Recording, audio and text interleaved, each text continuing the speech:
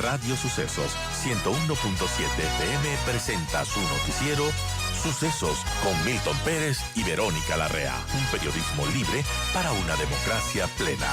Los hechos y las opiniones de los sucesos que marcan nuestro tiempo.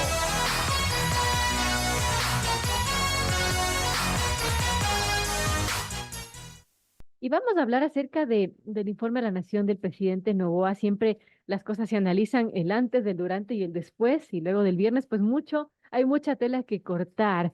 Y es que cientos de figuras de cartón del presidente Noboa con la bandera tricolor invadieron las calles de Quito el viernes durante su informe a la Nación.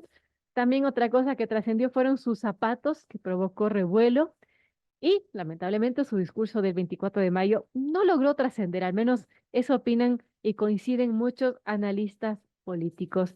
Tras 6 meses en el cargo, Daniel Noboa habló durante 28 minutos en la Asamblea Nacional frente a un centenar de invitados y con transmisión a escala nacional. Abordó 5 ejes: seguridad social, infraestructura, desarrollo económico e institucional. Sus cortas frases fueron intercaladas con videos de carácter promocional. Se presentaron testimonios de historias, pero ningún nombre del personaje en cuestión. Así pues, Noboa tiene una curva de aprobación descendiente y tiene más o menos, bueno, ha caído un poco su popularidad. En el último mes del 70% pasó al 58, 60% de aceptación. Un dato que igualmente potente que le sitúa como favorito en las elecciones presidenciales del 2025. Bien, analicemos un poco esto. ¿Qué ha pasado después del informe a la Nación? ¿Cómo ha trascendido o no su discurso? ¿Qué es lo que quiso posicionar Daniel Noboa? ¿Lo logró? Estamos para responder esas preguntas con Alejandro Zavala, consultor político. Alejandro, qué gusto tenerlo en los micrófonos de Radio Sucesos. Y bueno, ¿qué analizar después de este informe a la Nación? Bienvenido. Hola Vero, muchísimas gracias por esta invitación. Un saludo cordial a ti, un saludo cordial a toda la audiencia. Bueno, hagamos el orden que tú me propones, el pre, el durante y el post. Perfecto. Bueno, en el pre me parece que fue muy interesante y además esto es algo que no mucha gente lo ha dicho, la muestra de la cantidad de gente que estuvo acompañando al presidente en las afueras de la Asamblea. A ver, el presidente, ¿cómo llega al poder? Llega primero con un vehículo político, no con su propio partido ADN, que ahora ya está formalizado ante el CNE, con el que ya va a poder competir en las próximas elecciones. Y llega sobre todo con la lectura de muchísimos analistas, con el voto joven y a través de las redes sociales. Hay que decir que llega de chiripa, ¿no? Porque me parece que ni él mismo se creyó que llegó a ser presidente. Bueno, lo que sí fue es increíble, no sé si de chiripa, pero lo que fue es increíble y nunca había pasado en el Ecuador, porque recuerda, por ejemplo, la campaña de Javier Herbas llegó de 0 a 15% en 4 meses, en el 2021. Y Noboa llega de 4 a 24 en 2 semanas. Es una locura. Yo he hablado con Álvaro Marchante de Comunicaliza y él dice que hubo 2 días en donde creció entre 14 y 16 puntos en 2 días. O sea, es una locura. Pero bueno, eso es lo que la gente piensa, que no llegó con un partido propio y que llegó por redes y voto joven. ¿Qué es lo que necesitaba para esta nueva etapa? Pues demostrar músculo político, era evidente. Pues ahora tiene un partido político en el cual, si es que tú ves la potencia de las imágenes que salieron de las 50,000 o 60,000 personas de lo que habla el gobierno que estuvieron ahí, y te dicen, oye, ¿a qué partido político quieres afiliarte? Pues es evidente, pues ese músculo político que él necesitaba, ese respaldo popular masivo que supuestamente no tenía, eso era lo que él quería transmitir, sobre todo mujeres, jóvenes, intercalado, un ministro. Bueno, esto es lo que él quería transmitir, esa potencia del músculo político, que todavía en ciertos aspectos, y más cuando tú estás queriendo que tu organización política se fortalezca para competir en el 25. Bueno, eso era claramente el pre. Digamos, el durante, el presidente siempre nos ha acostumbrado a romper esquemas. Lo mismo fue en el primer discurso, duró 7 minutos, 8 minutos.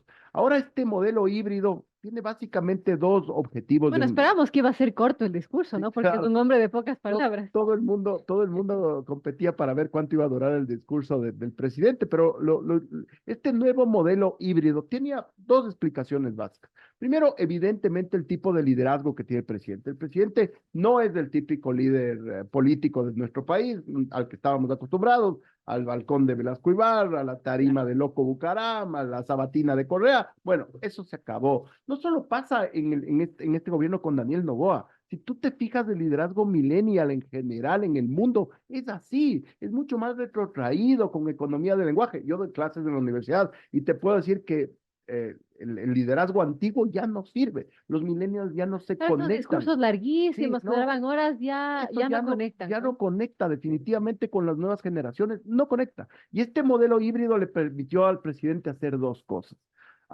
Decir frases cortas, como tú decías, incluso algunos palitos por ahí por elevación, algunos tiros por elevación que pegó, Ujú. y que la gran cifra, los grandes resultados que tú esperabas de un informe a la nación, que claro, hay que tener en cuenta también que eran 6 meses, ¿no? Normalmente se da al año. Esto era por el adelanto de las elecciones, por la muerte cruzada, fueron 6 meses. Claro. Realmente, ¿cuánta información tienes de eso? Es relativo. Pero eso permitió hacerlo por los videos, por la lógica del video. Y además, una cosa que tampoco ha dicho mucha gente, la lógica de los videos era lógica videoclip. ¿Qué quiere decir lógica de videoclip? No es que eran largos videos, sino más bien toma y corte, toma y corte. Y cada video, una cosa también que me pareció interesante, aquí veo yo un poco la mano de la secretaria de Comunicación, que cada uno no es que contaba logros del gobierno, sino historias de personas que le han golpeado o le han afectado positivamente algunas de las obras. O sea, que ellos querían decir, bueno, yo estoy haciendo obras para esta persona, contar historias. Entonces, a la final, evidentemente, y aquí hay una cosa que yo escribí en mi columna la semana pasada. Una cosa es el círculo rojo, donde hay gente, los periodistas, los medios, los fact-checking, toda esta gente que hace un análisis exhaustivo, como el que estamos haciendo ahorita, y el grueso de la población. Ahora, eso solo se medirá con el tiempo realmente cuánto es del círculo rojo, cuánto es Claro. en el grueso de la población, cómo pega. Yo, a la luz de los resultados, toda esta rotura de esquemas, 60 puntos en 6 meses, un país devastado, yo hacía un ejercicio, Vero, si me permite. Comparé con algunos presidentes de la región. Mira, lo increíble. Gabriel Boric de Chile, a los 6 meses, 24 puntos. Así es. Gustavo Petro, a los 6 meses, aquí al lado en Colombia, 26 puntos. O sea, 60 puntos es un montón, pero o sea, la gente no tiene dimensión porque además yo escuchaba que desplome y no sé qué. ¿Cómo? Desplome fue lo que le pasó, por ejemplo, a Lazo, que en 3 meses cayó 40 puntos. Eso es desplome. Pero yo escuchaba a un consultor político muy conocido, respetado, que decía, arriba de los 50 puntos es todo paz y tranquilidad. Tienes la gobernabilidad intacta, no es para descorchar el champán, pero estate tranquilo. Debajo de los 30, prende todas las alertas, todas las alarmas Claro. porque algo está haciendo ruido y te puede complicar.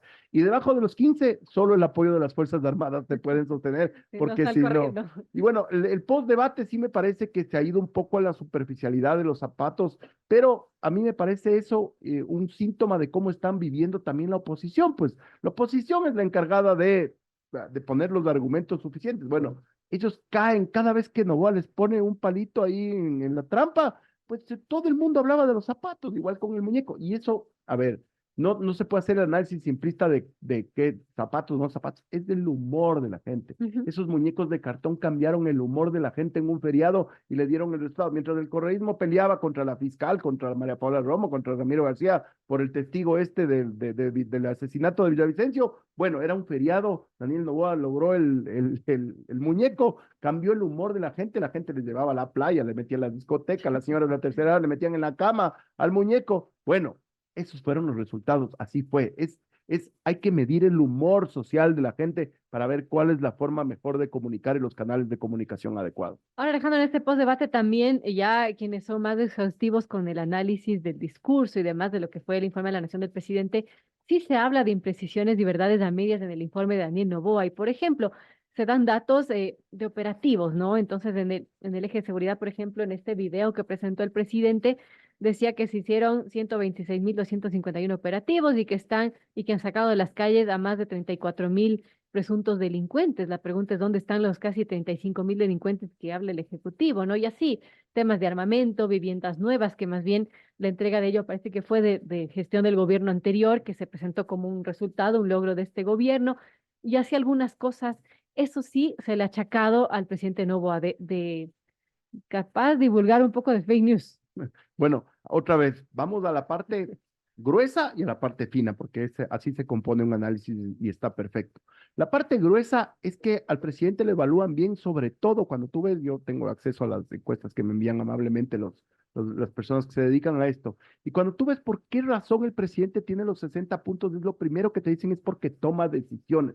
En contraposición con un gobierno anterior que se le acusaba de timorato, de que no tomaba. Claro. Bueno, a él se le ve tomando decisiones. Entonces, el mensaje grueso es, vamos a ir con todo contra las mafias, no se tranza con la narcopolítica, no se tranza con nadie, y eso a la gente le permite Le dar gusta, ¿no? una Le gusta ilusión, ese autoritarismo de alguna manera. emocionarse. Mira, Jaime Durán Barba, que es el consultor político más conocido del Ecuador, yo tengo montones de diferencias conceptuales con él, pero él, hay que reconocer que él en la campaña de Argentina, cuando competían Milei, Massa y Patricia Bullrich, que es ahora la ministra de Gobierno de Argentina, Patricia Bullrich decía, es que los argentinos vamos a tener que sufrir, vamos a tener que hacer un ajuste, esto va a ser tremendo, pero después vamos a salir. Y Durán Barba le dijo, yo me acuerdo claramente, le dije, esa campaña nunca va a ganar, Claro. porque tú no le puedes vender pesimismo a la gente, pues es absurdo, si es que tú estás ahí para solucionar, ¿cómo le vas a decir, estamos hecho pelota, estamos destruidos, no Y la vamos vamos a a pasar llegar, mal, vamos a además. pasar, vamos a sufrir? Eso Claro. no se puede decir, pues, o sea, el liderazgo es, voy a tratar de mejorar todo lo que hagamos, o sea, y mira, otra cosa interesante, una vez más, cuando declaró el conflicto armado interno, todo el mundo esperaba que salga el presidente a anunciar. Y no salió el presidente, salió el jefe del comando conjunto de las Fuerzas Armadas. ¿Y qué pasó? ¡Pum! 90% de apoyo a las Fuerzas Armadas. Esta vez, una vez, igual. Dijo, los verdaderos héroes son las Fuerzas Armadas. Ellos son los que van a salir a pelear por nosotros. La policía no es que fue la única vez que la gente se puso de pie y lo ovacionó al presidente. ¿Te das cuenta? O sea, esto es el cambio de riesgo. No es yo lo hago. Es las Fuerzas Armadas lo van a poder hacer. Esas cosas ya son cambios que conectan. Ahora, en el tema de lo que hablábamos de las cifras, normalmente cuando se hace un informe de la nación, son los ministerios los que envían la información a la presidencia diciendo cuáles son sus principales logros. En presidencia lo que se hace es un acto de recopilación y decir, saquemos esto, es demasiado, son montones de Claro, ministerios, condensar la tratas de información. condensar la información y sacar lo más relevante. Entonces, yo ya vi, por ejemplo, que la ministra de Trabajo salió ayer a rebatir de cómo era la medición que hizo, por ejemplo, Lupa Media, que es un trabajo importante de fact-checking, y la secretaria de Comunicación también salió ayer a decir que midieron diferentes tiempos. Bueno, este tema de las cifras ya, yo creo que sí es importante, desde luego, más desdeñar, por favor, que no se me entienda mal, pero queda mucho para nosotros que estamos ya en el detalle. El gran mensaje, el aglutinador mensaje, no transamos con las mafias, le vamos a dar a la narcopolítica, salen los militares, y eso es lo que la O sea, gente... su criterio sí posicionó el mensaje de Noboa yo, en el informe de la yo nación. creo que sí, él siempre, es una cosa que uno no entiende bien, a mí me ha hecho replantearme, lo he dicho varias veces, de cómo no seguir las estrategias normales le dan resultado al presidente, es increíble, todas estas antiestrategias de comunicación que tiene él, que no sigue la línea de lo que normalmente todos recomendamos, que es anda a los medios, escribe en las redes, conecta con bueno, él no hace eso, y a la luz de los resultados le va bien, yo me he replanteado Hay cosas que, intensamente. por ejemplo, no logro entender en tantos años que he hecho periodismo. Por ejemplo, ¿cómo gana la consulta popular? Porque sí, perdió en dos preguntas, pero las demás le votaron sí la gente. Y hace poco había subido el IVA. ¿Cómo ganó con eso? Se le estalló también la crisis de Olón.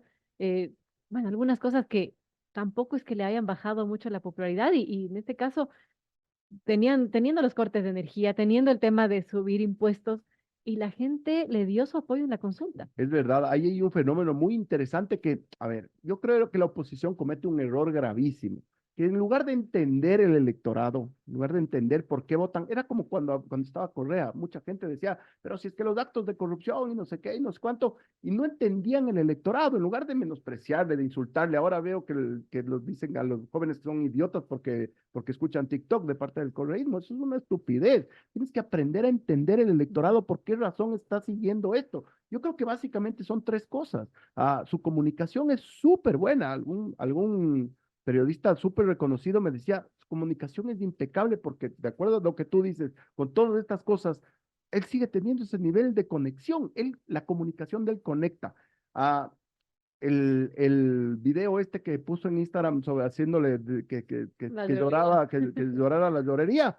Bueno, si tú te metes ahorita a ver las métricas, tiene 150,000 likes y Hay quienes 16,000 dicen que es un gobierno de comentarios. TikTok, es una TikTocracia. Pero eso es un simplismo, porque realmente tú crees que la gente del Ecuador más profundo, que es la gran mayoría, está pendiente del TikTok. No es verdad. Es algo que tienes que estudiar, tienes que meterte. Yo, por ejemplo, mira, yo tengo acceso ahí tienes que utilizarla ya no tanto a la investigación cuanti, sino la quali, para saber exactamente cosas. Y son tres o cuatro cosas, como te digo. La primera le sienten una persona que toma decisiones, que en contraposición a otros gobiernos que no tomaron ninguna decisión, él toma las decisiones y no le importa. Y va de frente y va con todo. Y eso le gusta a la gente. Ese estilo de liderazgo le gusta. Y además La que parece com- que no le importa nada, claro, ¿no? exactamente. Él nos ha acostumbrado de una manera loca. Yo hago crisis también hace muchos años.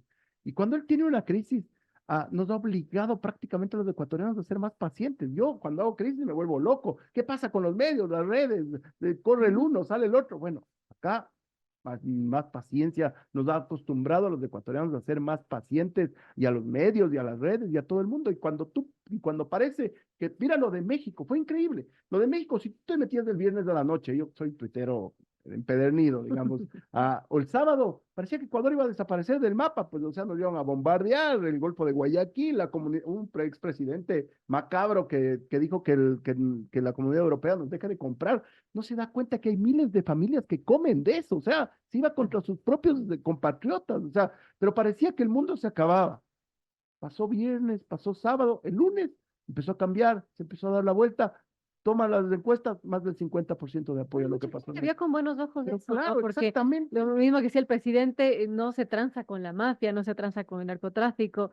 Y bueno, hay Y mucha mira gente que dice, ahora, sí, es un error de la diplomacia, pero a la final eso le gusta a gente, mano dura. hasta de alguna manera, mira lo que hizo con López Obrador y lo que pasó en la Corte Penal Internacional, que de alguna manera es una victoria cuando les negaron las medidas cautelares y todo esto, porque después la otra demanda, el Universo sacó un especial y dijo que había 18 demandas antes de la nuestra. Esto quiere decir que unos 2 o 3 años será resuelto ya la final cuando todo esto ya no sea parte de la agenda noticiosa del Ecuador. Entonces, de estas cosas que conectan, yo sí le digo a la oposición que si es que ellos no entienden el electorado, le menosprecian al electorado, le tratan de idiotas porque ven TikTok o porque utilizan otras herramientas y otros lenguajes, van a seguir perdiendo las elecciones contra el presidente que se les va a seguir riendo en la cara mientras siga ganando elecciones y mientras siga teniendo 60 puntos de aprobación. Que tal vez sí le afectó un poco es este caso de Olón que salpicó al presidente, a la primera dama, esta polémica por la construcción de un proyecto inmobiliario en un área de un bosque protegido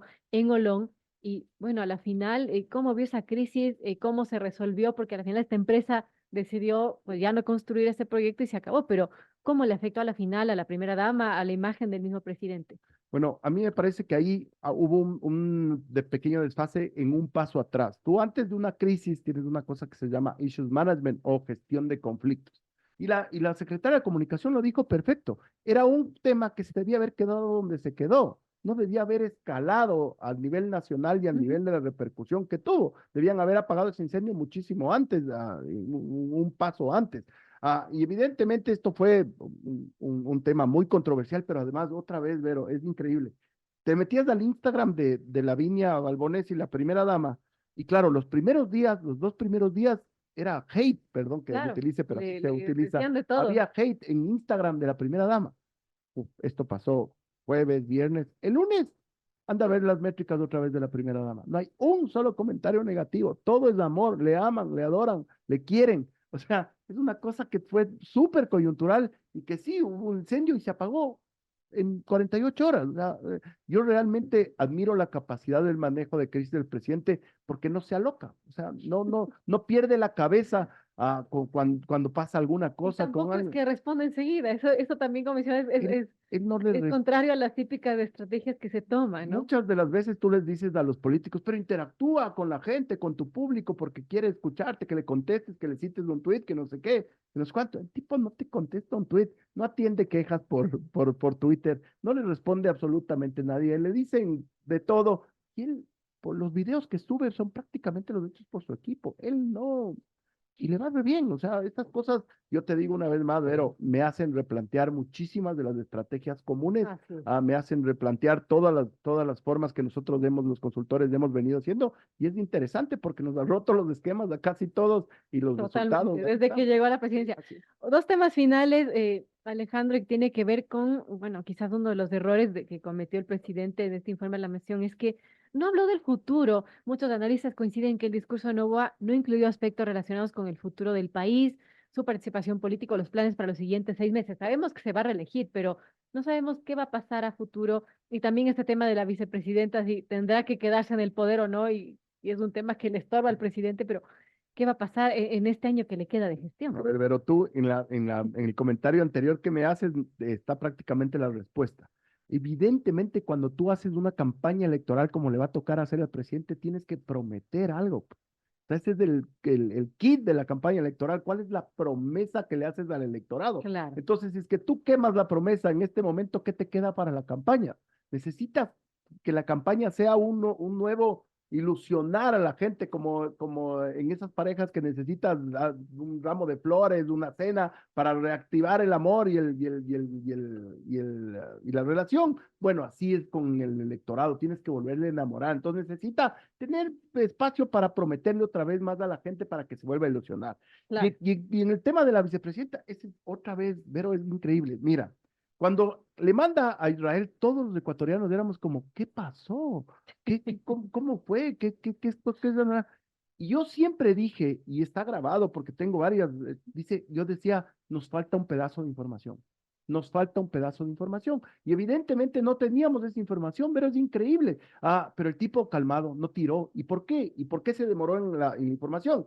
Bueno, porque para judicializar una denuncia del tamaño de la que se está ventilando en este momento en las cortes, tú necesitas presentar las pruebas, que la fiscalía recepte tus pruebas, que desmaterialice los chats, que arme una teoría del caso. Recién ahí tú le llevas ante un juez, con un fiscal que arme una buena teoría del caso, el juez valore y diga prisión preventiva para el hijo de la vicepresidenta. Después estás encontrando los otros chats en donde supuestamente yo no soy juez ni fiscal, ni no voy a juzgar a nadie, absolutamente no es mi tarea, pero encuentras otros chats en donde la vicepresidenta en teoría sabría de todos estos arreglos.